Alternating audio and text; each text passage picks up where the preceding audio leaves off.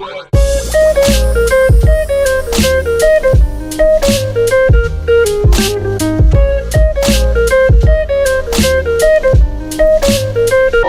aastakümnetega on suuresti üks loodusressurss katnud praktiliselt kõik meie päevased tarbimisvajadused. Näeme selle kasutusi igal pool. Ehitusmaterjalides, kodukaupades, kuni lõppude lõpuks ta on meil lihtsalt jalge all. See vaip siin on tehtud nailonist ja nailon on saadud fossiilse tooraine töötlemisest. Nailonit me kasutame muidugi enamaks kui ainult vaipadeks. Ta on meil hambaharjades, kottides, sukkades, sokkides ja milles kõiges veel. Kas kõikide nende tarbeesemete tootmiseks suudamegi kasutada vaid ühte loodusvara?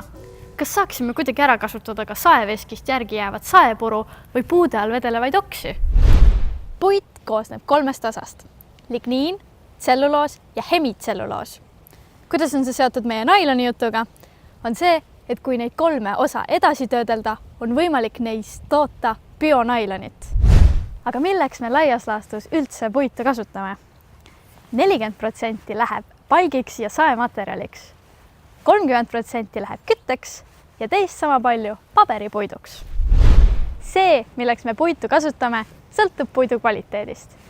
Kõrgema kvaliteediga puit läheb palgiks ja saematerjaliks ning madalama kvaliteediga puit paberipuiduks ning küttematerjaliks.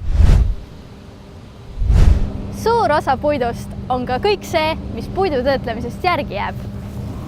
Ehk siis saepuru. Kõigele sellele, kuidas puidujääke targasti ära kasutada, otsib Graanul Invest koostöös Eesti teadlaste ja välispartneritega uusi lahendusi. Näiteks, kui see kõik ligniiniks ja puidusuhkruks lõhustada, saaks ka siit toota näiteks bionailonit. Teie olete Graanul Investi teadus- ja arendusjuht ja tegelete igapäevaselt puidu väärindamisega. Millist võimalust näete teie madala kvaliteediga puidu väärindamisel? Puidu väärindamise tehnoloogiad viimase 20 aasta jooksul on maailmas teinud läbi väga suur arenguhüppe. Ja seda mitte ainult tehnoloogia protsesside arenduse kontekstis, vaid ka keskkonnamõju vähendamise kontekstis. Ja see on loonud täna globaalselt täiesti uue platvormi ja uue biotööstuse arenguks. Kuidas see väärindamise protsess siis täpsemalt välja näeb ikkagi? Puidu väärindamise tehnoloogiad on väga palju erinevaid.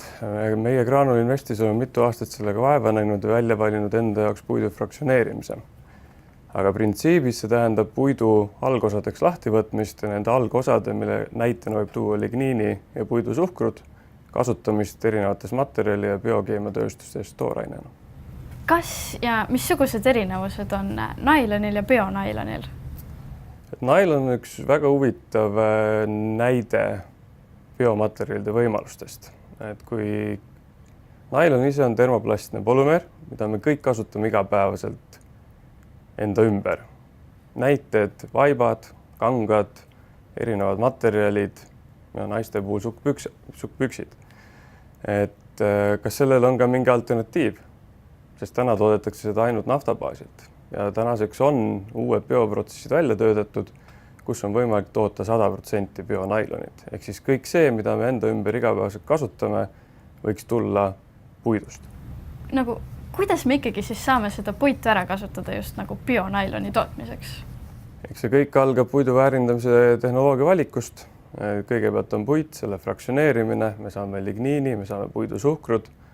Ligniin on uus innovatiivne materjalitööstuse rakendusteks ja suhkrud siis erinevate bioprotsesside kaudu keemiatööstuses.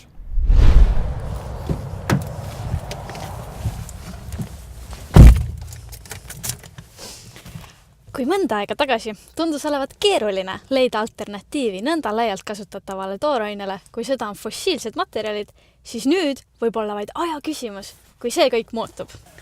Kui täna autosse istudes paned peale endale turvavöö, mis on suuresti tehtud fossiilsest toorainest, siis juba tulevikus võib seesama turvavöö olla tehtud puidust.